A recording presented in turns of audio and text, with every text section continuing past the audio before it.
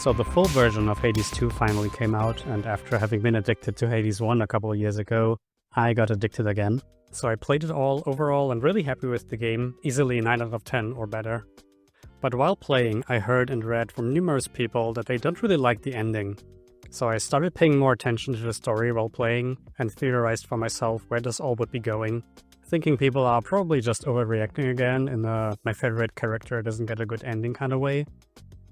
Then I reached the ending everyone was talking about, and I was also really underwhelmed. And while I would still definitely recommend the game, let's take a couple of minutes to talk about if the ending was really that bad. So in this video, we will focus not on gameplay, but on storytelling and how games, movies, etc. typically establish themes and expectations, and how that leads to a satisfying ending. So let's get into it. So this chapter will not have spoilers for the ending yet, but we will talk about character stories that I felt lead towards the ending and the themes, so just be prepared. Also, if you don't want the ending spoiled, don't watch a video about the ending. So this chapter will talk about story setup and running themes, mostly from the point of view of the side character stories, since these are typically used to establish overarching themes and ideas that the piece of media wants to explore. So I want to bring up 3 major aspects that I think are important to talk about in the story. Point 1. The Greek gods are kind of dicks. So Greek gods behave irrationally and childishly, which is of course accurate to Greek mythology as a whole. But think of it this way, the game intentionally places some gods screwing over mortals stories much more prominently than the first game. We have Arachne, the first support character you meet on your underworld run, who was cursed by Athena for winning a challenge on the loom against her, and to be fair, mocking her for it. So we immediately start with the concept of gods and mortals clashing, and the gods being really petty if they don't get their will. And in a twist I do like, her character story ends with Athena offering to lift the curse in exchange for a sincere apology, which Arachne refuses. As she kind of should. Sure, she was a bad winner, but her punishment was completely disproportionate and driven more by feelings hurt than you would expect from the goddess of wisdom, honestly. We also have Dora, which I will not talk about too much, but her story is moving in a similar direction. To be fair, it's much later in the game and less obvious, so I'll just leave it at that for the moment. But there's definitely parallels to the gods screwing over a mortal character. So let's briefly talk about Heracles. From his dialogue and his general tone, we know that he is clearly bitter towards the gods, and his role is basically running errands for them. In a harder difficulty fight later on, we also learn that he is willing to team up with Prometheus and actively work against Olympus. Speaking of Prometheus himself, he is framed here in the game as the Titan of Foresight, and he will pop up multiple times in this video, so for now let's just say he's also working against the unquestioned rule of Olympus. Also, as further proof that the gods are being positioned is much more unlikable than in the first game, when you beat the upper path and make it all the way to Zeus' palace, he and Hera are just really odd, to be honest. It feels really condescending, with you doing all the work for them, and them joking that they didn't think you'd make it, and stuff like that. Also, there's some lines you can trigger that I find really funny. When you salute them, you're saying something like, "May moonlight guide us," and their reactions are just, okay, or where to? I really like how that shows the utter disconnect from the gods from anything else. They don't really have to follow any social norms because they are the ones with power. Also, do we have to mention the drunken party going on while the world is burning? Point 2. The whole Agent of Change narrative. Death to Kronos, that's basically the tagline repeated over and over. So in contrast to the first game, which was more about escaping, finding out the truth, and reuniting with family, in Hades 2 we start with a more radical action. Melinoe's whole life and training basically leads to this. This gets a bit murkier the further you go, but you are repeatedly reminded that your goal is to defeat Kronos. And for me, the most interesting angle here is what you do with Prometheus. He does talk about Mel being the agent of change multiple times, and he is at least implied to know exactly what is happening and what is going to happen in the future. A standard voice line when you beat him in the boss fight is Mel asking, "Did he know he would lose?" or a variation of that. So we have this very cool narrative angle where the enemy knows he will lose, but him losing seems to be part of the bigger plan. And this contradiction and mystery around it is really well done in my opinion. Combine this with Eris and her dialogue, which, when she's not insulting us, has her question why we're doing what we're doing, and what the end goal is, and if it's not nicer the way everything is set up right now.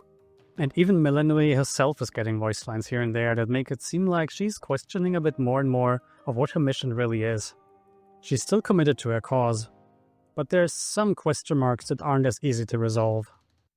Add in the scenario of the Fates being missing to weave the story for us, and all of these hints seem to point towards a bigger plan, bigger than Kronos himself. A plan that, at least in my theory at the time of playing, was about overthrowing the gods for their carelessness and pettiness. Point 3. Myth-making. To most people this is probably a minor point, but as someone with a literature degree, this immediately jumped out to me. The game itself brings up the idea of epic tales and myth-making at multiple points. We have a string of dialogues between Odysseus and the player that basically boils down to him teaching Mel how to sell her own story a little bit better and how to make her fights sound much more epic. And it's a really cute dialogue tree, honestly. We also have the narrator himself, revealed to be Homer, narrating the game, with Melanie importantly being able to hear him and remark on what he's saying. And I'm just bringing this up because, aside from this all being really cute, all this thematically makes this in part a story about storytelling.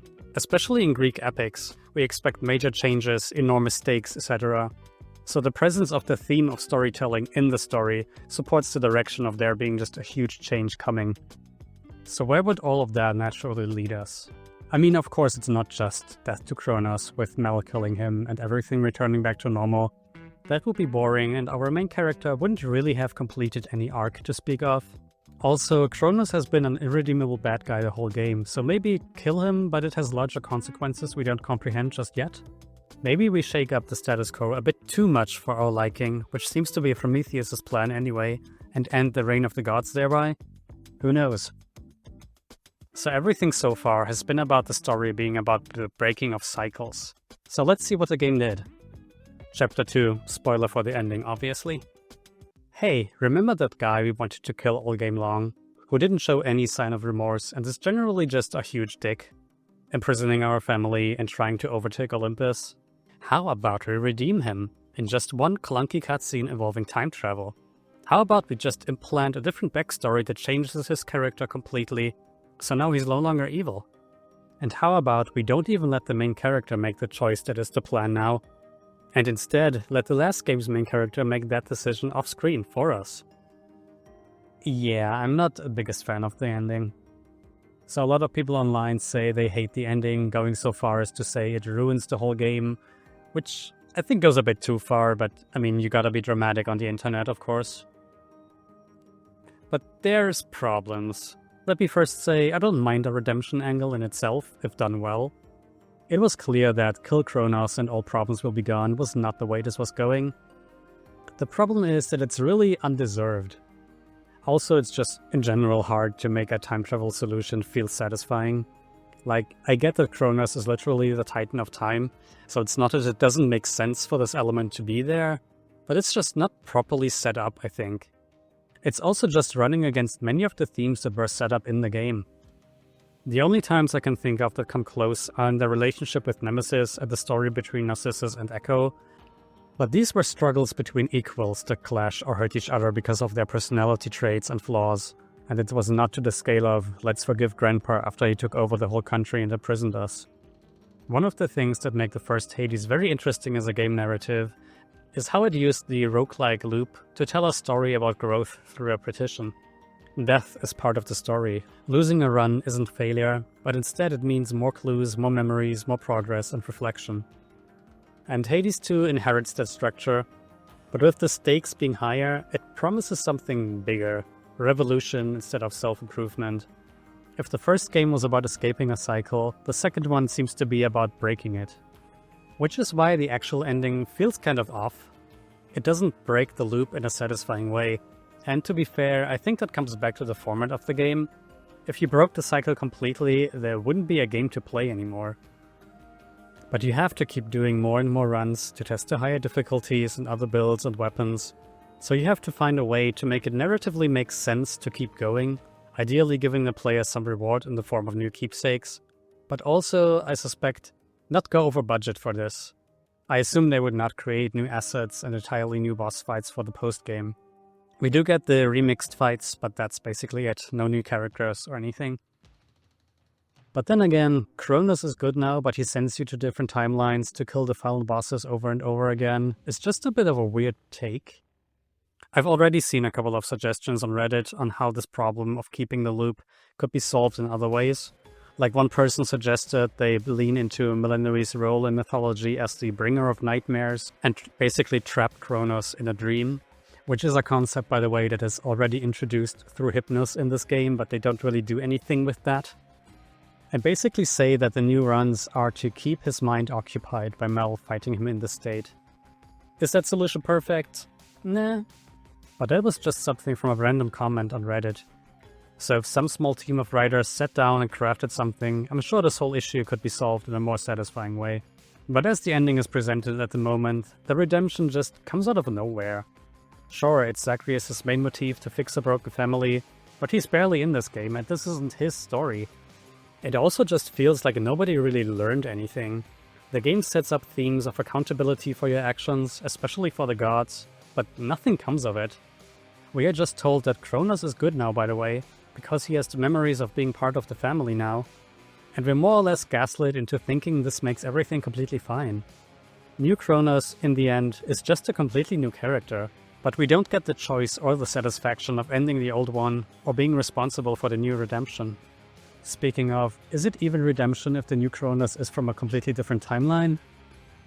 I'm tired. Chapter 3. Spoilers for Steven Universe of all things. This chapter might seem a bit random, but stay with me on this one. I saw one comment on Reddit that compared this ending to the ending of Steven Universe, and something about that really clicked for me enough that I put it in this video right now. So in essence, Steven Universe suffers from the same redemption problem as Hades 2. The show spends years establishing its moral and thematic framework, that everyone can change, that love and understanding can heal even the worst relationships. On paper, that's all well and good. But then comes White Diamond, basically the ultimate villain of the series. She's introduced as this cold, godlike figure, the one who is a perfect embodiment of control and perfectionism, taken to a cosmic horror extreme. So given the theme of the show, redeeming her in itself is not the problem, but it should be a major thing. And yet, what happens is essentially, Steven confronts her, tells her she's wrong, and within minutes, she apologizes and joins the heroes. The conclusion is fine, but there's no philosophical struggle, no lasting consequences for her actions, no sense that she even understands the harm she causes. The story just skips all the work. And that's very similar to the issue I have with Hades 2. Both stories want compassion and reconciliation, but both stories skip the work. Kronos, like White Diamond, embodies systematic harm and cosmic concepts, control, tyranny, time itself. These aren't just people who made bad decisions, they are world-shaping forces. So when both stories resolve with a quick apology and a rewrite, the redemption doesn't feel cathartic, it just feels cheap. They just shove all the character development that should hit really hard and be earned into a scene or two and call it a day. It's not that redemption doesn't fit these worlds and stories, it's that forgiveness without a transformation just feels really hollow. I also have a lot of thoughts about the Steven Universe show, but it's not the time. Yet. Chapter 4. Spoilers for the true ending. So you know how the game continues after the ending and there's a couple of quests remaining, and we didn't find the fates actually, so I thought maybe there's just something I'm missing. And I have to admit I did not get to the Golden Age ending yet myself, because it just does seem like a lot of work and tedious side questing. But I looked it up and doesn't really make it better. Maybe a little. So further spoilers, of course, and I won't do any deep analysis, but the gist seems to be that the Fates were mostly just in hiding, using Kronos taking over as an excuse to just stop doing their job, I guess, because they got tired of doing it. I mean, prioritize mental health. Prometheus apparently knew, and this was all part of his plan to play into the Fates ending their job, because that means mortals are no longer bound to the whims of fate and can choose their own destinies. Which sounds good in theory, I guess. I have to admit I'm not sure I fully get it, so if I'm getting it wrong, just leave a comment and explain for me. Because I'm not sure I fully get it, Because to me it seems like, what exactly changes? Humans and even the gods don't technically know what the fates decided, just that they do it. We in the game only know specifics because the fates gave us access to the fated list, right? So technically humans and gods don't know. And what's frustrating me, even in the game, in dialogue, it's being pointed out that this probably will not change anything. But then we get the fancy animation of it being the Golden Age. Technically everyone has a choice now if they believe so. But also it tells us that the gods will not go quietly. So nothing changed? And again, on top of that, Melanui in that ending again didn't really do anything. The fates were never really in danger, so we didn't rescue them. Why is Mel even in the story at this point? I feel like there's some philosophical idea here that tries to explore determinism or something, but it's just so last minute and underexplored, it does not feel good. The game hints at the importance of free will, but just tossing this idea out in the literal last sentence doesn't really round out the theme you set up. Especially since you didn't set any of this up properly. Chapter 5. Conclusion. I'm tired. So back to the question, is Hades 2's writing really bad? Let's look back. The game sets up a story about rebellion, gods versus mortals, cycles versus change, fate versus choice. And most side stories, from Arachne to Prometheus, push the idea that the old order is broken and something new needs to take its place.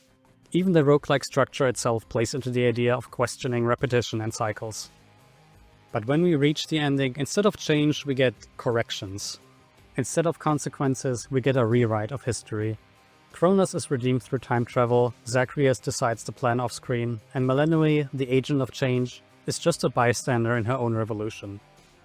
The game's themes of agency, myth-making, and resistance against the gods don't really come together.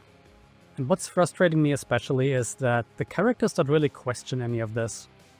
You could have the same story, but frame it as Melanui realizing her role is just a pawn in a bigger game, just like Heracles did. Have the game play with the idea of myth-making versus reality.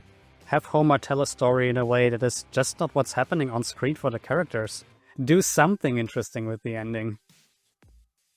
Maybe it's because the game started in early access, releasing bits and pieces of the story without having a clear goal in mind? I don't know. It's definitely not unfixable, and overall it's still a really, really good game. It's not lazy and there's a lot of great stuff in there. Gameplay, visuals, music, everything is top. Most of the story is great.